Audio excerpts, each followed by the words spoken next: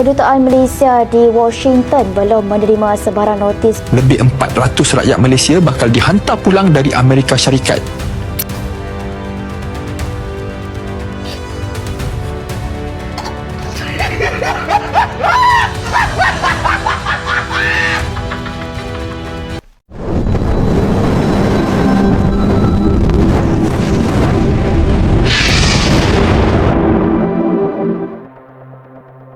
Kedutaan Malaysia di Washington belum menerima sebarang notis rasmi daripada pihak berkuasa Amerika Syarikat berhubung dakwaan arahan akhir pengusiran daripada Penguatkuasaan Imigresen dan Kastam ICE.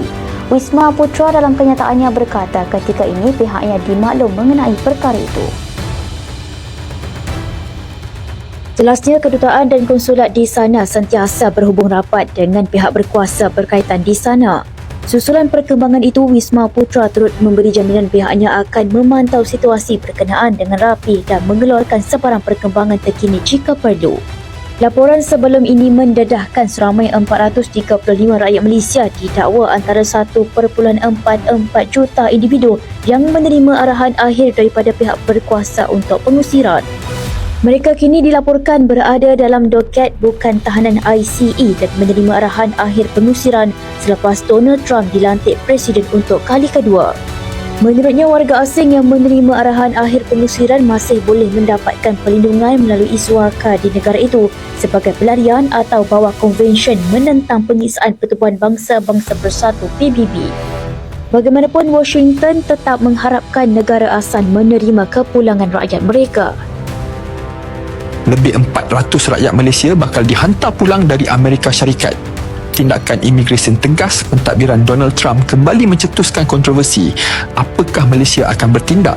Seramai 435 rakyat Malaysia kini dalam senarai penghuni tanpa izin yang bakal dihantar pulang selepas menerima final deportation order daripada ICE. Atan imigresen yang lebih keras oleh pentadbiran Trump mula menunjukkan kesannya Malaysia kini berada dalam senarai negara yang terjejas, tetapi tanpa kenyataan rasmi daripada kerajaan.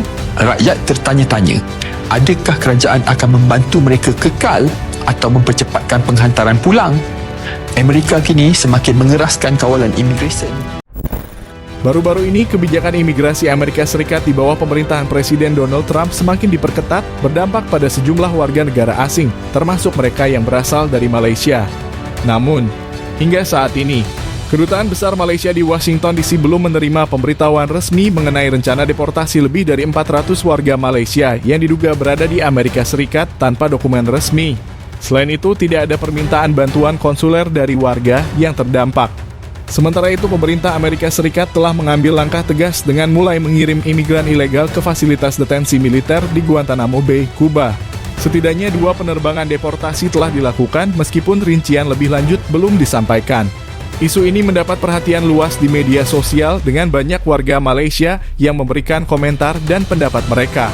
Mayoritas masyarakat justru mendukung kebijakan tersebut, menganggapnya sebagai langkah yang tegas dalam menegakkan aturan keimigrasian. Berikut beberapa komentar dari masyarakat. Buat apa nak bertindak balas kalau udah salah? Bagus semua negara ada undang-undang. Tak ada permit kerja, baliklah. Alhamdulillah dah boleh baliklah tuh. Welcome home, sweet home. Ada buat demo kah? Bagus. Salah tetap salah. Hidup jangan menyusahkan orang. Apa nak bertindak, negara kita pun buat begitu juga pada warga asing. Tak payah melawan.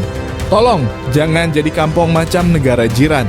Pentadbiran United South America berhak untuk buat keputusan sebab itu negara dia.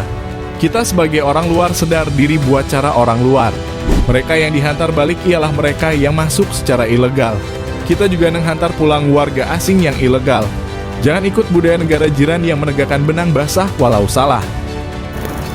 Atas permasalahan ini, pemerintah Malaysia belum mengeluarkan pernyataan resmi terkait langkah konkret yang akan diambil untuk membantu warganya. Apakah ini karma Malaysia karena terlalu sering menyalahkan para pekerja ilegal Indonesia? Ataukah ini balasan bagi Malaysia karena mereka selalu saja memandang rendah pekerja Indonesia? Bagaimana menurut kalian?